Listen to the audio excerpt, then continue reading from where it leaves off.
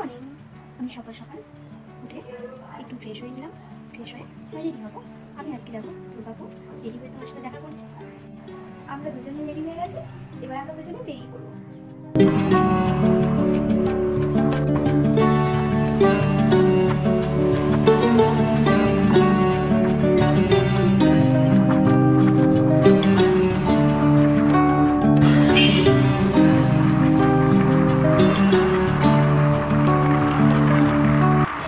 আমরা ব্যাংকটি ঢুকে গেছি, এবার যাবো সন্ধ্যে নদীতে।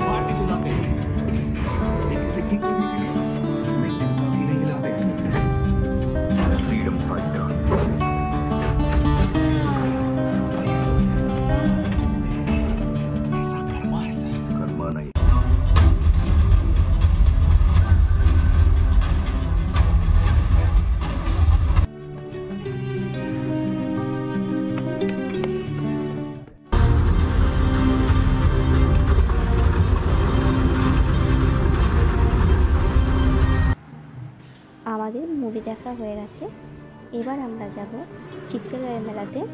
কিন্তু চিত্রালয় মেলার ভিডিওটা আমরা নেক্সট ভিডিওতে দেখাবো।